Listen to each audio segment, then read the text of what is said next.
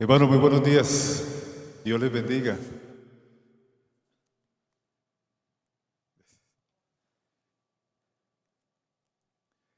Quiero darle gracias a Dios porque nos permite en esta mañana encontrarnos nuevamente para estudiar su palabra y agradecerle, hermana, por este hermoso tema que nos ayuda a preparar el ambiente para el estudio de la palabra de Dios. Hermano, gracias por venir y espero que lo que vamos a estudiar le llene allí en su corazón, en su mente, y nos ayude a fortalecernos en nuestra vida espiritual y sobre todo a tener más confianza en el Señor. No sé si alguna vez le han dicho viejo o vieja. A veces nos lo dicen por broma, pero otras veces, especialmente los niños, que suelen decir espontáneamente y sinceramente lo que ellos ven, nos lo dicen: uy, usted está viejo. Y suelen decirnos, y estas palabras, hermanos, a veces no nos caen bien, porque nadie quiere sentirse viejo y nadie quiere verse viejo y sentirse que ya como que los años le han pasado. Pero tristemente, esa es una realidad que en muchas ocasiones tenemos que afrontar. Y escuchaba en una ocasión a un personaje que expresaba ese sentir porque se subió a un avión y buscó donde él quería sentarse y se sentó, pero llegó la azafata y lo paró y le dijo: Señor, el puesto de las personas de la tercera edad es allí en tal lugar. Y lo hizo parar y lo mandó hacia la parte donde, según ella, era para las personas de la edad de él. Cuando eso le dijo, y él escuchó eso de esta joven, una joven bonita que lo estaba atendiendo, dice que él sintió como si el mundo se le viniera abajo. Se sintió mal, porque por primera vez en su vida alguien se había atrevido a decirle viejo. Y dice que ese viaje solo se la pasó pensando: pero yo ¿a qué horas me volví viejo? ¿A qué horas se me pasaron los años? Y él dice que en eso que recordó que tuvo la oportunidad durante sus años de tener 2 esposas y de tener varios hijos. Pero ahora en la actualidad, dice él, estoy solo, sin esposa y sin hijos. Y viejo, porque ahora alguien le estaba diciendo eso. Hermanos, nosotros también vivimos en un país donde pasar ya de los 40 años, tristemente ya nos consideran viejos. Y ya usted va a buscar trabajo y ya es muy difícil, no nos lo dan. Sencillamente porque no, necesitamos gente joven. Y es un problema, y es una situación que a diario se vive aquí en nuestro país y que constantemente vemos personas luchando por conseguir trabajo, pero en la empresa le están diciendo: no, usted ya está viejo. Cuando es una etapa donde la persona tiene toda la madurez, todas las ganas, toda la fuerza, toda la experiencia, y es una de las mejores etapas para salir adelante. Pero para muchos y para la sociedad o el mundo en el trabajo, no, ya estamos viejos. El águila, alguien escribió esta ilustración, no sé qué tan cierto es, no sé, la leí y luego la volví a leer en otra ocasión, en otra parte, pero en la otra parte decían que no era como verdad lo que allí se estaba mencionando. Sin embargo, no soy un experto en el estudio de estos animales, pero me llama mucho la atención la ilustración que este hombre colocó con respecto al águila. Dice: el águila es el ave que más vive, llega a vivir 70 años, pero para llegar a esa edad, a los 40 años, debe tomar una decisión seria y difícil. A los 40 años, según este que escribió esta ilustración, dice que las uñas o las garras del águila están muy apretadas y muy flexibles. Por eso cuando suele atacar sus víctimas y las va a agarrar, las agarra, pero cuando va a levantar el vuelo con ellas se le caen, porque sus garras están flexibles. Su pico se alarga y se vuelve puntiagudo, apuntando contra su pecho. Sus alas están envejecidas y pesadas y sus plumas gruesas. Volar se hace muy difícil.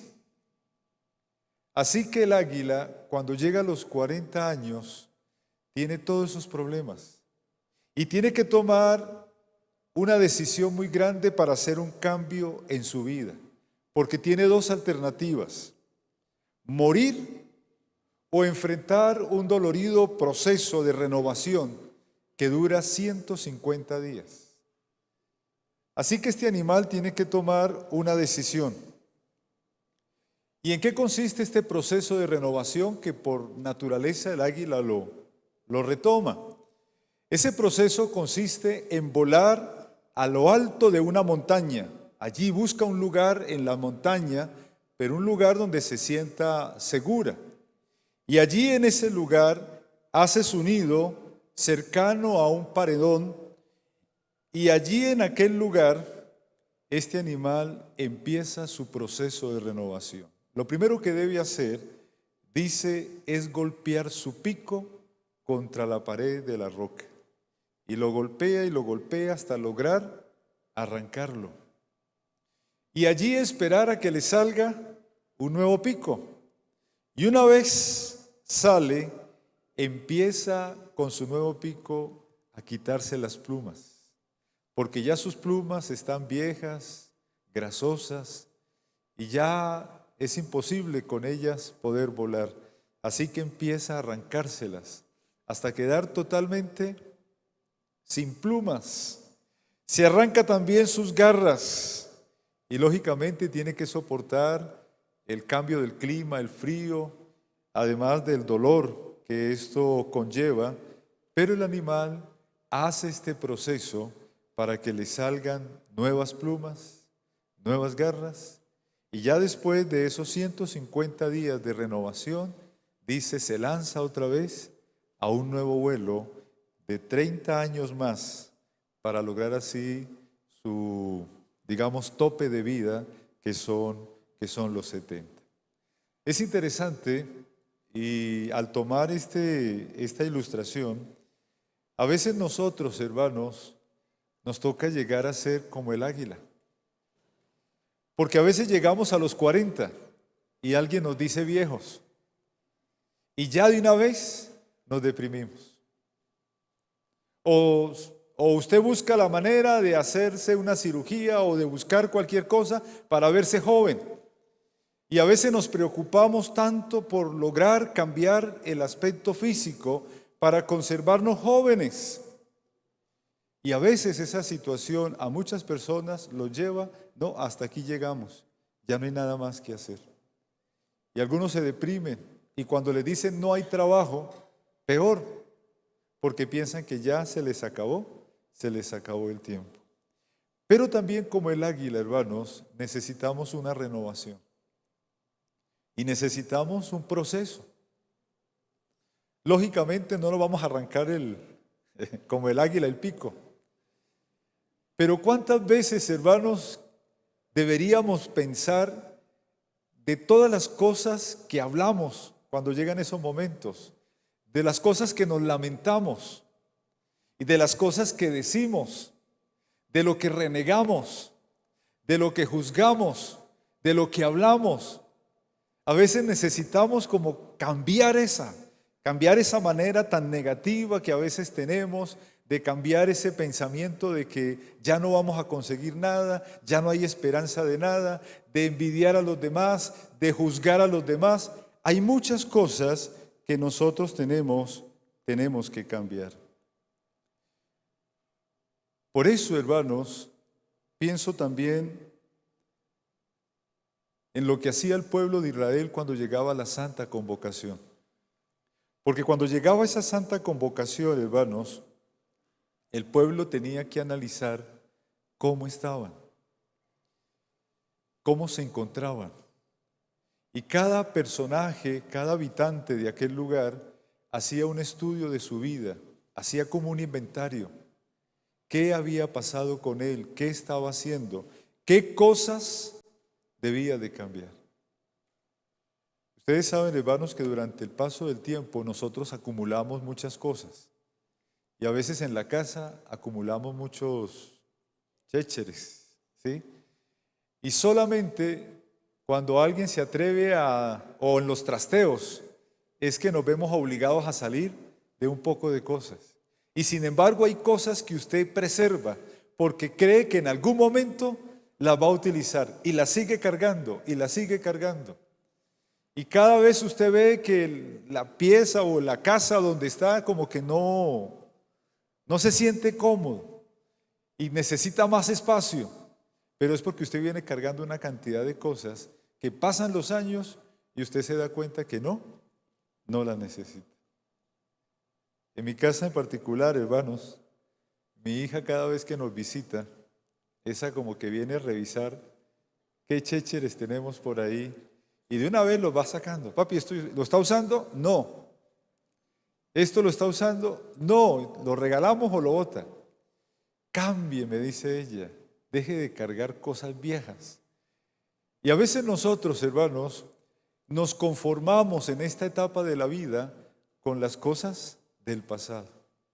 Y a veces solemos justificar lo que estamos haciendo ahora con lo que hicimos en el pasado. Pero es que hace unos años atrás yo hice esto y me fue bien.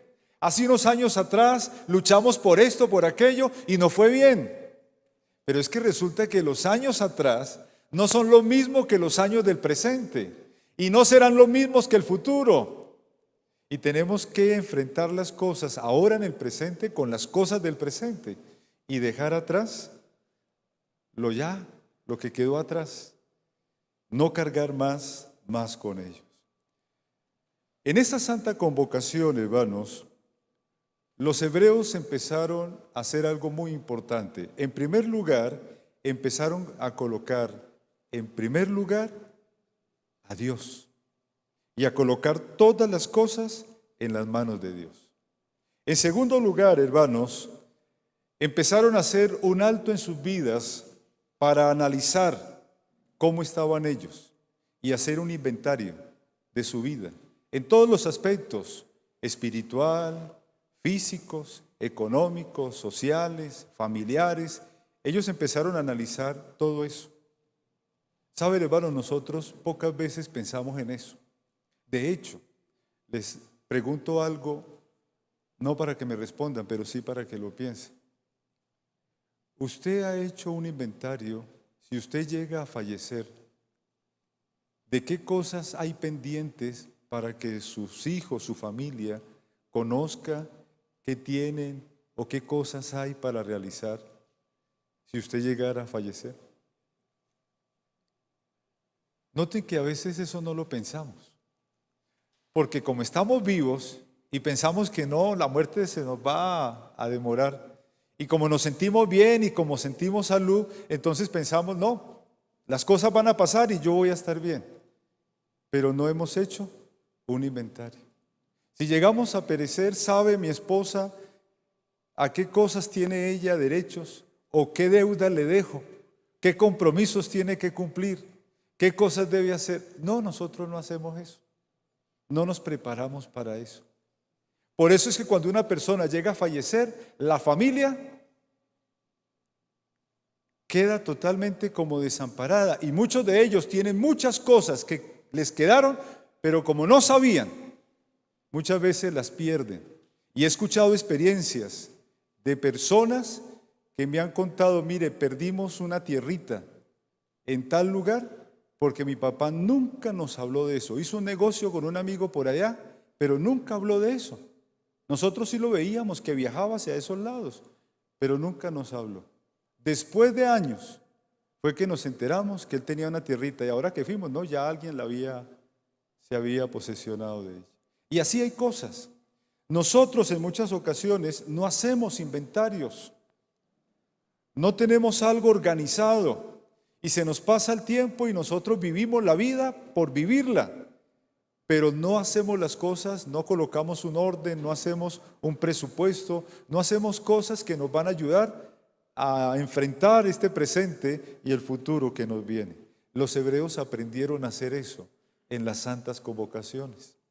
En tercer lugar, tener que mirar y sacar todo lo que nos está impidiendo acercarnos a Dios. ¿Qué cosas me está impidiendo acercarme a Dios?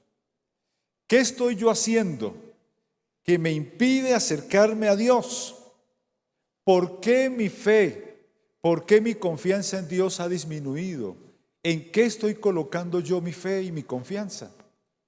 Ellos aprendieron a analizar eso. Arrancar de nuestras vidas cosas que nos están afectando, así nos gusten humanamente.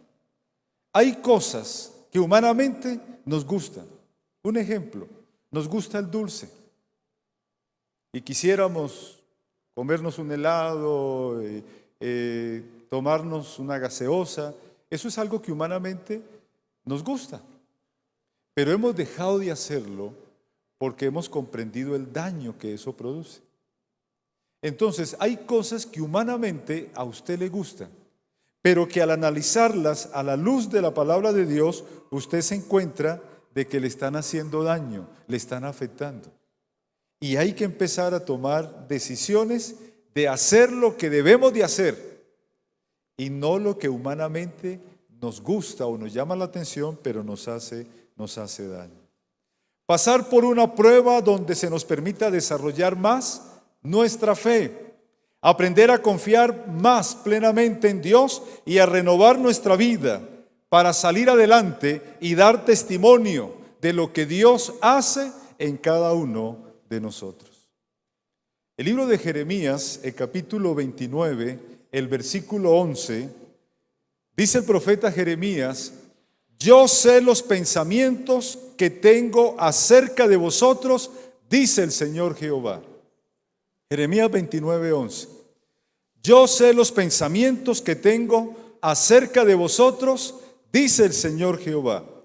Pensamientos de paz y no de mal, para daros el fin que esperáis. Note lo que está diciendo el profeta. Dios conoce ¿qué? Nuestros pensamientos. Y sabe que en nuestros pensamientos hay cosas que anhelamos y queremos tener. Deseamos y las necesitamos.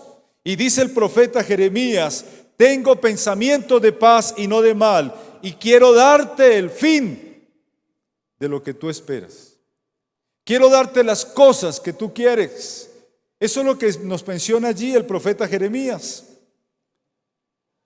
La sierva de Dios, el Ministerio de Curación, en la página 397, dice de la siguiente manera: se necesitan hombres firmes que no esperen a que el camino se les allane, que el camino quede despejado de todo obstáculo, hombres que inspiren nuevo celo a los débiles, esfuerzos de los desalentados obreros, hombres cuyos corazones irradien el calor del amor cristiano y cuyas manos tengan fuerza para desempeñar la obra del Maestro. Dios necesita de hombres y mujeres que quieran salir adelante, porque Él espera darnos a nosotros, como dice Jeremías, el fin que nosotros esperamos. Es interesante, hermanos, lo que la Biblia nos menciona, y quiero tomar dos ejemplos para ampliar lo que en esta mañana les quiero compartir. El primero de ellos lo encontramos en Primera de Reyes, capítulo 3.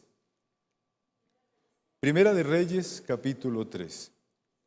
Y vamos a hablar un poquito, hermanos, de uno de los hombres más ricos, más famosos que la Biblia nos comenta, el rey Salomón. Y miren ustedes todo el proceso que hizo Salomón para lograr lo que Dios le dio. Primera de Reyes, capítulo 3, Y vamos a leer a partir del versículo 3 en adelante. Dice el versículo 3, Salomón amaba a Jehová y andaba en los estatutos de su padre David, aunque sacrificaba y quemaba incienso en los altos. Noten lo primero. ¿Qué hacía Salomón todos los días, hermanos? Dice, ¿amaba a quién? A Jehová. ¿Y qué más hacía? Dice, sacrificaba y quemaba incienso en los altos. Tenía comunión con Dios. Sigue diciendo el versículo 4. El rey iba a Gabaón porque aquel era el alto principal y sacrificaba allí. Y luego dice, 1000 holocaustos sacrificaba Salomón sobre aquel altar. ¿Qué era lo primero que hacía Salomón todos los días? Amaba a Jehová. Hacía sacrificios a Dios. Y dice, 1000 holocaustos sacrificaba Salomón. Ahora yo me pregunto, hermanos, ¿usted puede hacer 1000 sacrificios en un día, en una mañana?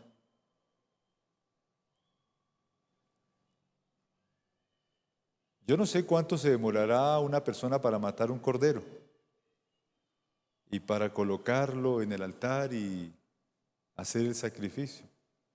Y luego viene el otro y así contar hasta 1000. Yo creo que se le iba todo el día y no sé si en el día él podía hacer 1000 sacrificios. Cuando yo leo ese texto, hermanos, no estoy pensando solo en lo que hacía Salomón. Ese texto me dice a mí que Salomón, además de tener su culto personal y su comunión con Dios personal, no solamente lo hacía él, llevaba a su familia y llevaba al pueblo. Porque ya con el pueblo, ahora sí podían realizar los 1000 sacrificios. Ahora sí Salomón llevaba a un pueblo para buscar primeramente a Dios. Entonces, en la vida de Salomón estaba primero Dios, su comunión con Dios, y luego llevó al pueblo para estar allí en aquel lugar. Todos unidos buscando de Dios. El versículo 5 dice, una noche en Gabaón, el Señor se apareció a Salomón en sueño y le dijo, pide lo que quieras que yo te dé. Hermanos, si alguna vez usted tiene esta oportunidad que tuvo Salomón, ¿usted qué le pediría a Dios? Si tuviera la oportunidad de que Dios se le presentara y le dijera, hermano o hermana, pide lo que quieras, que yo te lo voy a dar, ¿usted qué le pediría? Una vez iba por la calle y me encontré un papel que estaba en el piso, me llamó la atención porque en letras grandes decía los 3 deseos. Así que lo recogí y empecé a leerlo. Y era una alegoría que tal vez alguna profesora en algún colegio había sacado para estudiar con los alumnos y darles una enseñanza sobre eso. Y alguno de los muchachos de pronto lo tiró en la calle y cuando pasé, pues lo vi allí y lo recogí. Los 3 deseos. Y dice esta alegoría que habían un par de ancianos por allá en el campo, solos, ya ellos viejitos, y allá se calentaban al pie de una chimenea todas las tardes. Y ahí se estaban hasta que el sueño los agarraba y se iban a acostar y a descansar. Pero había una situación que vivía el pobre anciano, y era que la ancianita, durante el día, ella mantenía pendiente de lo que le daban a la vecina. Entonces, todo lo que le llevaban a la vecina, ella se quejaba con el anciano. Por decir algo, si le llevaban una vajilla, digamos así, en la tarde cogía al anciano y le decía, si ve, a la vecina le trajeron una nueva vajilla. Usted no trae sino problemas, achaques. Y a toda hora mantenía azotado al pobre anciano. Y si le llevaban otras cosas, de una vez ese era el tema que ella le discutía a ella. Y dice que estaban en ellos, dice la alegoría, que se les apareció el hada Fortunata. Y que el hada Fortunata le dice, mire, yo conozco su situación, les voy a dar 3 deseos. Pídanlos. Resulta que esa tarde la abuela estando por allá chismoseando donde la vecina, se dio cuenta que la vecina estaba haciendo una morcilla grande y venía antojada de morcilla. Ella, cuando escuchó que tenía la oportunidad, de una vez se le vino a su mente la morcilla. ¡Ay, qué rico tener una morcilla como la de la vecina! Dicho y hecho, se le presentó la morcilla. El anciano se enfureció y le dijo: mujer insensata, ¿cómo se te ocurre estar pidiendo por allá lo que otros tienen cuando deberíamos de pensar en otras cosas para nosotros? Ojalá se te pegara en la nariz. Dicho y hecho, se le pegó la morcilla en la nariz. Ya con su nariz deforme, la pobre mujer hacía sino llorar. Les quedaba un deseo. Y el abuelo le decía: amor, pidamos oro, seamos ricos. Ella lloraba: no, quiero mi nariz, quiero volver a esa nariz normal. Por favor, que sea el tercer deseo, mi nariz, como la tenía. Mujer, yo se la enchapo en oro. Pidamos dinero. Bueno, el abuelo le pedía que salieran de esa pobreza que tenía, pero ella desesperada pedía que su nariz volviera a la normalidad. Al fin y al cabo, pues él terminó cediendo al deseo de ella y pidieron que la nariz volviera a su normalidad. Pasaron los 3 deseos y se quedaron sin nada, tal como estaba. Saben, hermanos, aunque es una alegoría que encontré ahí, me llamó mucho la atención porque es una realidad también. Nosotros muchas veces, cuando tenemos la oportunidad de pedir a Dios, a veces somos como esta abuela. Pedimos por lo que vemos en los demás, mas no por lo que necesitamos. ¿Cuántas veces anhelamos tener las cosas que tienen los demás, pero no las que verdaderamente necesitamos? A Salomón se le dio la oportunidad: pide lo que quieras que te lo voy a dar. ¿Qué le pediríamos, hermanos? Solemos decir: no, pidamos sabiduría. Sí, eso pidió Salomón, pidió sabiduría, pero en verdad es lo que usted necesita en este momento. Si usted tuviera una enfermedad terminal y se le presentara lo mismo: pide lo que quieras, ¿usted pediría sabiduría? Ya usted lo pensaría de otra manera. Si tuviera una deuda por la cual usted está a punto de perder cualquier cosa, ¿usted pediría sabiduría? Noten que es la situación en la que vivimos la que nos lleva a nosotros a sentir lo que verdaderamente debemos de pedir. Salomón ni estaba enfermo, ni tenía necesidades. ¿Por qué pidió sabiduría? Ahora, si ustedes notan, hermanos, tal vez otra persona en lugar de Salomón hubiera pedido fama y dinero. Pero Salomón pidió sabiduría. ¿Por qué pidió sabiduría Salomón? Porque dice la Biblia que Salomón todos los días subía ¿a dónde? A un alto, a estar en comunión con Dios. Y al tener comunión con Dios, Salomón se dio cuenta de su situación. No se dejó llevar por la emoción, no se dejó llevar por el momento, no se dejó llevar por el cargo que tenía en ese momento y decir: bueno, ahora soy un rey, necesito de dinero, Señor, dame dinero. Necesito de fama, Señor, dame fama. No se dejó llevar por eso. Esa comunión con Dios lo hizo ver la realidad de su vida, lo que en verdad necesitaba. Hermano, mire, es la comunión con Dios la que me lleva a mí a tomar las verdaderas decisiones, a decirle no a lo que aparentemente necesito, pero que en verdad me va a hacer daño, a decirle no a aquellas personas que de pronto me van a convidar a cosas que no son buenas, a decirle no a oportunidades que de pronto se van a ver bonitas, pero de pronto me van a llevar al fracaso. Es mi comunión con Dios la que me lleva a tomar las verdaderas decisiones. Lejos de Dios vamos a tomar cualquier decisión y se nos presenta la oportunidad y vamos a cometer cualquier locura. Y de hecho, hermanos, ustedes han visto por la radio, por la televisión, lo han escuchado, tal vez lo han visto en la familia, en muchas personas, las malas decisiones que han tomado. Y personas que de pronto, movidas porque se iban a ganar un buen dinero, tomaron decisiones que hoy, hermanos, lamentan haberlas tomado. Entonces es mi comunión con Dios la que me lleva a mí verdaderamente a decirle al Señor lo que verdaderamente yo necesito. Y mire lo que dice el versículo 7. Ahora, oh Jehová, Dios mío, tú me has puesto a mí, tu siervo, por rey en lugar de David mi padre. Y yo soy joven y no sé cómo conducirme. ¿Qué estaba analizando Salomón en su vida? La realidad, lo que él era. Noten, hermanos, si ustedes leen en la Biblia la historia de Salomón, de los hijos de David, si ustedes notan que al morir David, no era Salomón el heredero del reino.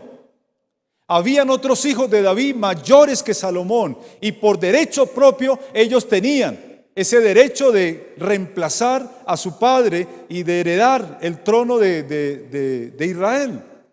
Salomón de pronto dijo: yo soy un príncipe y tal vez tengo derecho también, pero mientras hayan hermanos mayores, son ellos, y cuando ellos sean reyes, sus hijos serán los que seguirán. Yo seguiré siendo un príncipe. Así que Salomón, hermanos, yo creo que Salomón se dedicó en su tiempo de príncipe a hacer todo lo que después escribió en el libro de Proverbios. Se dedicó a estudiar la naturaleza, a estudiar la vida humana, todo eso se puso así, a analizar todo y a irlo copiando. Pero ser rey posiblemente sí estaba en su mente, pero por allá, en algo remoto. Pero que lo tomaran de sorpresa y le dijeran: Salomón, ¿vas a ser el rey? No. Así que lo tomaron de sorpresa. Pero como tenía una comunión con Dios, Salomón era consciente que para ser rey no estaba preparado. Por eso cuando Dios le dice: Salomón, pide lo que quieras, Salomón le dice al Señor: yo soy joven y no sé cómo ser rey. Tu siervo está en medio de tu pueblo, el que tú elegiste, un pueblo grande que no se puede contar ni numerar por su multitud. Él sentía la impotencia de ser un hombre para dirigir un pueblo. Hermanos, eso es humildad. Eso es aceptar lo que verdaderamente soy en ese momento. Eso es como si alguien nos regalara un bus de transporte urbano y yo no sé manejar. El que no tiene esa comunión con Dios dice: uy, no, yo he manejado varios. Eso para mí, eso es fácil. Sabiendo que no sabe manejar, ni tiene experiencia para manejar eso, pero se cree el que sabe manejar y el mejor chofer. ¿Y qué peligro sería aquí en Bogotá? ¿Y cuántas personas se han metido a hacer cosas solo por orgullo? No, es que yo siempre lo he hecho. No, es que esto y aquello. Y ahorita están cometiendo unos errores gravísimos. A veces el orgullo nos lleva a nosotros a cometer muchos errores y a tomar malas decisiones. Pero cuando yo acepto que lo que me están ofreciendo, lo que voy a hacer, no lo puedo hacer o no estoy capacitado, pues lo mejor es pedir ¿qué? Sabiduría. O sea, Salomón pidió lo que verdaderamente necesitaba. Él era consciente que no podía ser un rey así, de esa manera, sin conocer bien las cosas. Necesitaba de conocimiento, necesitaba de saber qué estaba allí pasando. Necesitaba sabiduría para saber dirigir un pueblo, y como él dice, un pueblo grande. Y el versículo 9 dice: así da a tu siervo corazón entendido para juzgar a tu pueblo, para discernir entre lo bueno y lo malo, porque ¿quién podrá gobernar este pueblo tan grande? Hermanos, qué interesante es cuando nosotros le pedimos a Dios lo que verdaderamente sentimos en nuestro corazón. Dios está dispuesto a darnos los deseos de nuestro corazón, pero está dispuesto a darlos cuando nosotros verdaderamente le expresamos lo que sentimos. A veces le pedimos a Dios cosas, hermanos, que no sé por qué se nos ocurre pedírselas. Tal vez motivados por alguna película porque en televisión se vio, o en el internet, o por lo que el vecino o los amigos. A veces vemos los amigos prosperar y salir adelante y entonces nosotros, nos estamos quedando atrás. Señor, ayúdame, ojalá más de lo que ellos tienen. Y a veces empezamos a anhelar lo que otros tienen y a sufrir la envidia por lo que otros tienen. Y entonces empezamos a pedirle a Dios en oración, Señor, quiero esto, quiero aquello, cuando en realidad eso es lo que usted no necesita. Pero eso sucede cuando yo no tengo una comunión con Dios. Ahora, Salomón pidió a Dios sabiduría. ¿Y qué pensó Dios? Mire lo que dice el versículo 10. Y agradó al Señor que Salomón pidiese sabiduría, porque eso era lo que necesitaba. Y Dios le dijo, porque has demandado esto, y no pediste para ti larga vida, ni riquezas, ni la vida de tus enemigos, sino que pediste inteligencia para saber, oír y gobernar. Cumplo tu pedido y te doy un corazón sabio y entendido, como no hubo otro antes de ti, ni lo habrá después. ¿Contestó Dios ese pedido de Salomón? Sí. Le dio sabiduría. Y además de sabiduría, hermanos, ¿qué le dio Dios? El versículo 13 dice, y también te doy lo que no pediste, riquezas y gloria, tal que entre los reyes ninguno haya como tú en todos tus días. El Señor le dio coñapa, como dice. Pero eso lo da ¿quién? Lo da Dios. Salomón pidió sabiduría, pero Dios sabía que Salomón necesitaba ¿de qué? De dinero y de fama para poder gobernar. Porque un rey necesita de eso. Pero eso ya lo hizo Dios, no lo pidió Salomón. ¿Captan lo que les quiero decir? Cuando yo le pido a Dios lo que verdaderamente necesito, Dios me lo va a dar. Pero también me va a dar lo que Él sabe que yo necesito. Y esas son las sorpresas bonitas que usted se va a encontrar en la vida. Una vez me pasó una anécdota bien interesante con unos muchachos. Salimos a hacer la obra misionera, estábamos en el llano y nos fuimos por allá a visitar los hermanos del campo. Y yo notaba que esos muchachos me acompañaban porque ellos se daban cuenta que los hermanos allí son muy amables, muy formales y nos atendían muy bien. Y donde llegábamos siempre los hermanos tenían algo para darnos, nos brindaban algo para comer. Entonces los muchachos entre ellos, camine con el pastor que vamos a comer.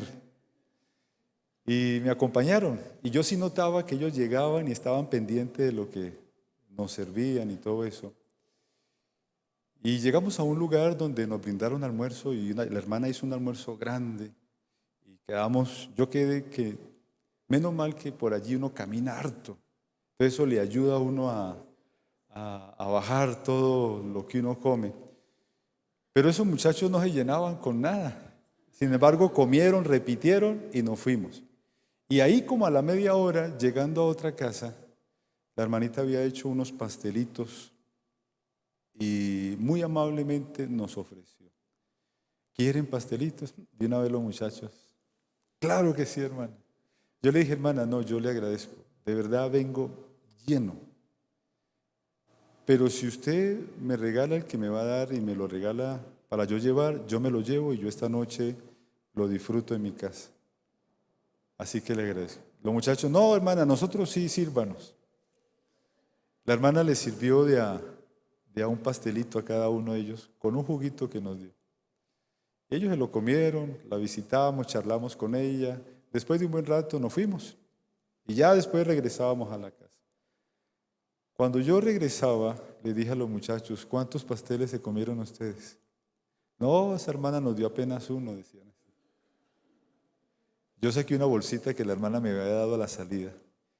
Muchachos, miren los que yo me voy a comer. Abrí la bolsa y la hermana me había echado 4 pastelitos. Ella seguro pensando en mi esposa allí, bueno, el pastor allá en la casa. Le dije, sí, ahora yo voy a comer más que ustedes. Pero ustedes por hambrientos, por golosos, somos lo disfrutaron de uno. Yo no esperaba que la hermana me fuera a dar eso. De pronto yo esperaba solo el pastelito que... No, la hermana me dio otros de más, porque ella pensó, no, más. De pronto más adelante va a sentir hambre y va a querer comer más. Pero eso me lo dio ella. Estaba en la gracia de ella. No era lo que yo esperaba. Hermanos, cuando yo me acerco a Dios y le pido a Dios lo que yo necesito, Dios me va a dar lo que yo necesito. Pero Él sabe de qué cosas más necesito. Y si yo tengo una buena comunión con Él, ¿qué va a hacer Dios conmigo? Hermano, me va a dar las cosas que no le he pedido, pero que sabe que yo las necesito. Por eso, hermanos, yo quiero invitarles a que nosotros coloquemos todo en las manos de Dios. Y déjenme rápidamente otro ejemplo que la Biblia nos da, hermanos, y está en Segunda de Reyes, capítulo 18, versículos 1 al 7. Segunda de Reyes 18, 1 al 7. Otro rey próspero, el rey Ezequías. Y dice el versículo 1 del capítulo 18 de Segunda de Reyes: en el tercer año de Oseas, hijo de Elat, rey de Israel, empezó a reinar Ezequías, hijo de Acaz, rey de Judá.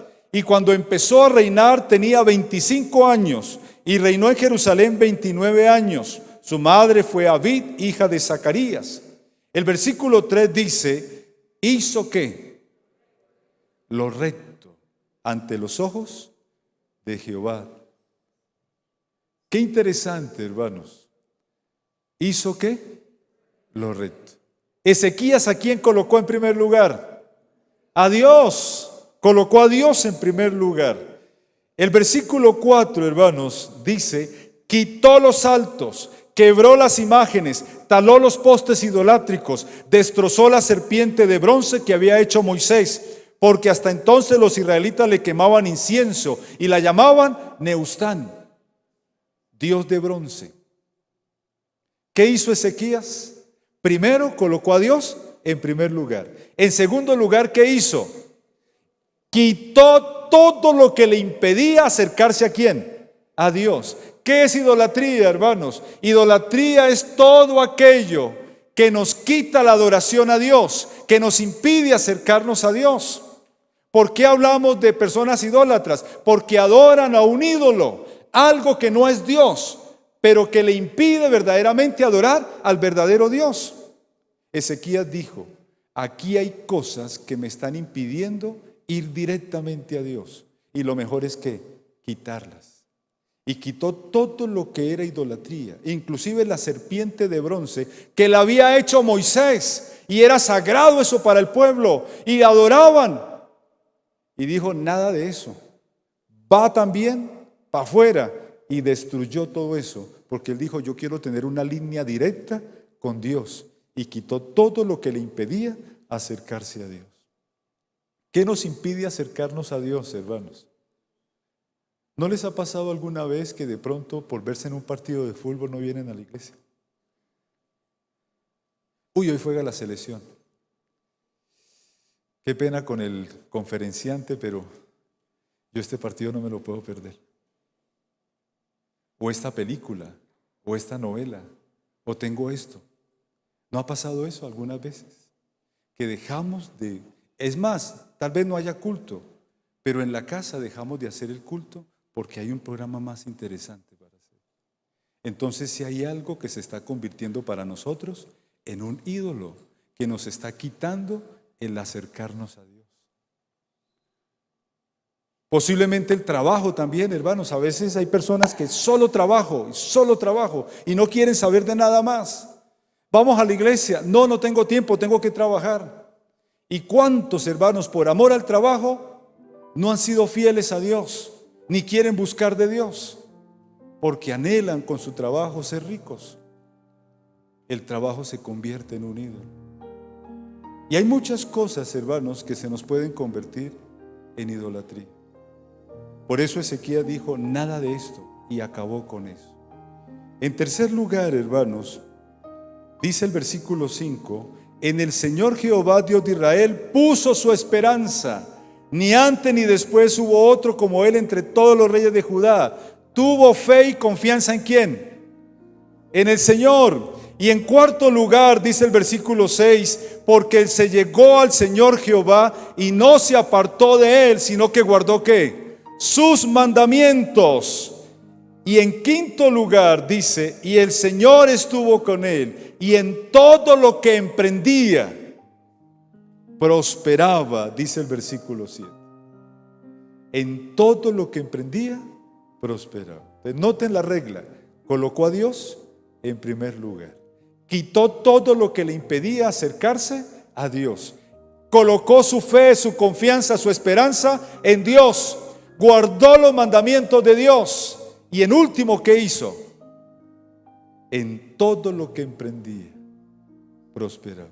Saben, hermanos, que muchas veces nosotros cumplimos los primeros 4. Creemos en Dios, confiamos en Dios, guardamos los mandamientos de Dios, tenemos la esperanza en Dios. Pero cuando llegamos al último nos da miedo. Nos da miedo lanzarnos en formar un negocio, una empresa. Nos da miedo como crecer en lo que estamos trabajando. ¿Será que Dios sí me bendice? Decimos. ¿Será que Dios sí me va a ayudar con este negocio? ¿Será que Dios sí? Y lo pensamos una y muchas veces. Cuando dice la Biblia que si usted cumple con las otras, Ezequías en todo lo que emprendía, prosperaba. Y a veces nos falta ser emprendedores. Lo tenemos todo, hermanos. Miren, si hay un pueblo que debería tener plata en esta tierra, deberíamos ser nosotros. No tomamos. ¿Cuánto gastará una persona tomando? Imagínense los fines de semana para los que se van a estos sitios a tomar. ¿Cuánto gastan? No fumamos. ¿Cuánto gasta una persona en cigarrillos? No nos drogamos. Millones. Hay personas que gastan millones de pesos en droga. No vamos por allá a sitios, hermanos, a gastarnos el dinero mal gastado. Si hay personas sanas en esta tierra somos nosotros. Tratamos de cuidarnos en la salud, de alimentarnos bien, de la casa al trabajo, de la casa a la iglesia, a estar con la familia. Así que si hay personas que deberíamos tener dinero, seríamos nosotros. ¿Qué nos estará pasando, hermanos?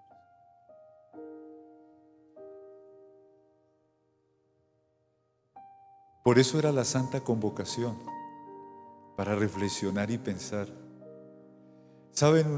Una visita en una campaña en Estados Unidos, visitándola me decía, los adventistas no toman, no fuman, no se drogan, pero comen. Y me hacía reír, pero me hizo reflexionar también. ¿Será que nos estamos gastando mucho en comida, hermanos? Yo a veces pienso, hermanos, que nosotros lo que más nos está matando es lo último. Nos está dando miedo ser emprendedores. De pronto esta semana vamos a estudiar un poquito de eso. Pero tal vez no nos estamos organizando de una manera tal que eso nos está afectando. Concluyo mi mensaje, hermanos. Mi papá fue un hombre que desde muy pequeño, muy joven, le tocó trabajar, porque quedó huérfano de padre muy rápido y le tocó a él, por ser el mayor, hacer frente y ayudar a la familia. Una familia con 4 hijos, una hija. Así que le tocó ayudar a sacar a sus hermanos adelante. 2 de ellos viajaron a Estados Unidos, hicieron su vida en Estados Unidos y están en ese lugar. Y él se quedó aquí cuidando de la mamá y luego después se casó. De esa unión llegaron 10 hijos, 5 y 5. Yo una vez le dije a mi papá, papi, ¿por qué tantos hijos? ¿No se le ocurrió alguna vez planificar? Y él me dijo, hijo, lo intenté varias veces, pero iba al médico y le decía que yo quería planificar y lo que hacía era pegarme un regaño. Y me regañaron varias veces y me dijeron, no señor, los hijos que Dios le dé. Entonces yo nunca supe cómo planificar, por eso nos llenamos de hijos. Cuando mi papá conoció el Evangelio, hermanos, Su vida fue totalmente diferente. Fue un hombre que se consagró a Dios. Yo lo veía todas las mañanas. Cuando yo me iba a estudiar me levantaba temprano porque me tocaba salir temprano de la casa. Pero ya a las 5 de la mañana él estaba ahí en su cuarto de estudio, estudiando, orando. Todos los días, eso siempre lo vi en él. Un hombre de oración, un hombre misionero. Para nosotros fue un ejemplo maravilloso. Una vez vino un hermano de él, de allá de Estados Unidos, a visitarnos. Él pensaba que iba a encontrar a su hermano lleno de muchachitos y muchachitas y en una pobreza extrema. Porque él solo pensaba, mi hermano con 10 hijos, pobre. Pero eso no pensaba, hombre, le voy a ayudar, le voy a mandar unos dólares.